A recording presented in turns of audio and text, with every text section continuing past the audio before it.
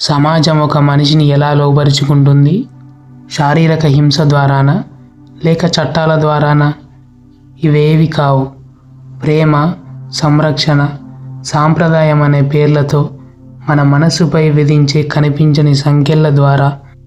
Philosopher లైంగ్ ఒక మాట అంటారు, మనం సాధారణమని పిలిచే స్థితి నిజానికి ఒక తీవ్రమైన అణచివేత ఫలితమని.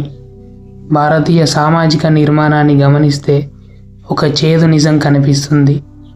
ఒకవేళ కుటుంబ వ్యవస్థ మీ స్వతంత్ర ఆలోచనను చంపడంలో విఫలమైతే, సమాజం విధించే వివాహ వ్యవస్థ మాత్రం ఆ మిగిలిన వ్యక్తిత్వాన్ని కూడా పూర్తిగా తుడిచిపెట్టేస్తుందని.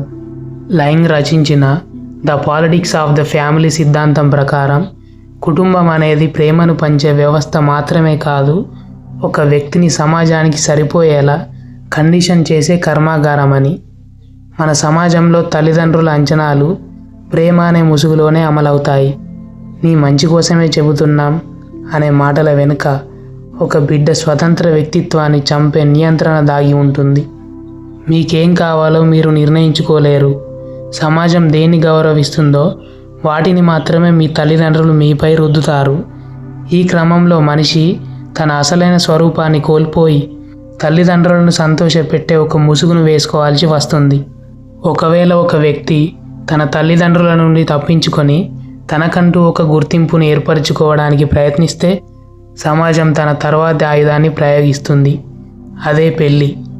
మన వ్యవస్థలో వివాహం అనేది ఇద్దరు స్వతంత్ర మనుషుల కలయిక కాదు, అది ఒక సామాజిక ఒప్పందం.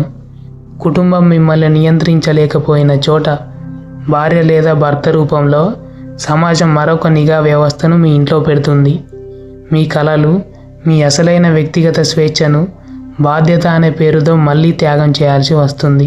ఒకరి లోపాలను మరొకరు భర్తీ చేసుకునే పేరుతో ఇద్దరు వ్యక్తులు తమ నిజమైన గుర్తింపును శాశ్వతంగా పాతిపెట్టేస్తారు.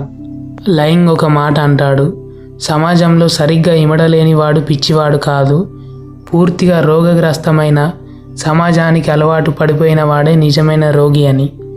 మన సమాజం తనను ప్రశ్నించే వ్యక్తులను సహించదు. స్వతంత్రంగా ఆలోచించే వ్యక్తిని తిరుగుబాటుదారుడు లేదా బాధ్యత లేనివాడు అని ముద్ర వేస్తుంది. మొదట తల్లిదండ్రులు, తర్వాత భాగస్వామి ఇద్దరూ కలిసి సమాజం గీసిన గీతను దాటకుండా మిమ్మల్ని ఒక సాధారణ సురక్షితమైన అచ్చులో బిగించేస్తారు. ఫలితంగా సమాజం గెలుస్తుంది, కానీ మీలోని ప్రాణమున్న మనిషి మాత్రం ఓడిపోతాడు. మరి దీనికి పరిష్కారం ఏమిటి? కుటుంబాలను లేదా బంధాలను ద్వేషించడం కాదు, బాధ్యతకు మానసిక బానిసత్వానికి మధ్య ఉన్న తేడాను గుర్తించడం. ప్రేమ పేరిట మీ ఆత్మను బలి తీసుకునే నియంత్రణలను గుర్తించండి. ఇతరుల భయాలను మోయడానికి మీ జీవితం ఒక సాధనం కాదు. మీ అసలైన వ్యక్తిత్వాన్ని కాపాడుకోవడం అనేది స్వార్థం కాదు, అది ఒక మనిషిగా మీ ఉనికికి అత్యంత అవసరమైన పోరాటం.